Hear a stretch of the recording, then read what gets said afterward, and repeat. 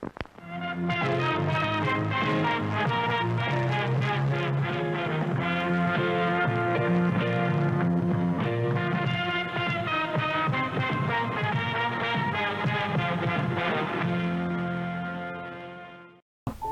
back to another true crime vlog.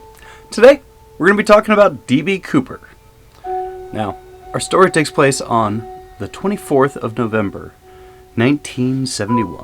This guy walks into an airport. He buys a $20 ticket for flight 305, which is just a 30-minute flight from Portland to Seattle. Using the name Dan Cooper, Cooper boarded the plane, walked right out onto the tarmac, got right on, and sat down, had a smoke, and ordered a drink.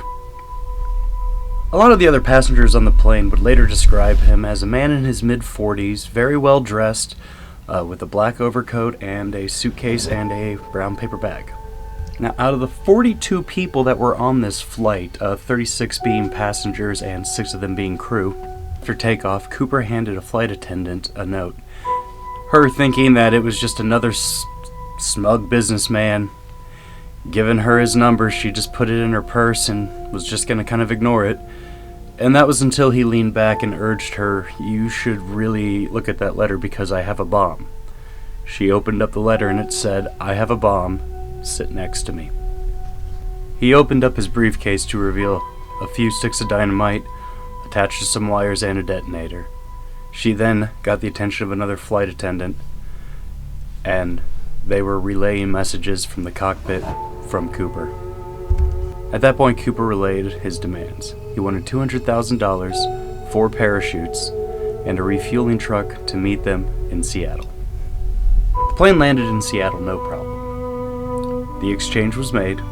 All 36 passengers he let go, including a few crew members, but enough to stay on board to help him get to where he really was going in the end. Cooper also requested that all of the bills be $20 bills.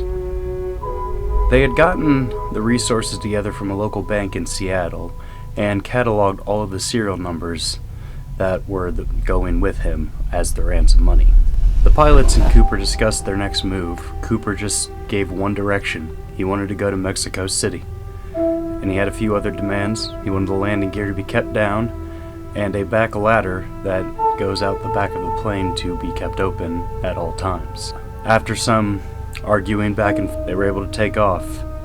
Somewhere in between Seattle and Reno, D.B. Cooper jumped out of the plane, never was to be found again or heard from again.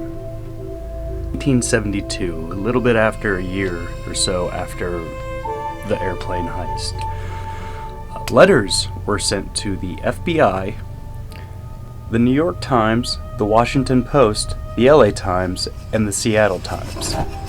It was a confession of sorts to it, and as well as a letter eulogizing D.B. Cooper that was allegedly written from his brother. But again, nothing really has turned up. Let's flash forward to 1980. There's a family that's camping out in the wilderness of Washington, kind of near a suspected flight path. As they were building a fire for the night, they found 2 packages buried in the dirt. The packages later contained degraded $20 bills. Since being in the area, anyone knew of D.B. Cooper and his incredible escape, and it only being 9 years after it actually happened, they took it to the local FBI office, and the bills did match.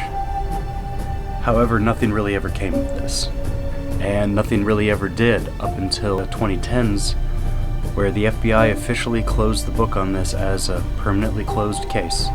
It's not technically solved, but it is a closed case. Now, there are plenty of theories, and again, we're going to talk a little bit about them in the podcast for this episode. But thanks for joining us. Until next time.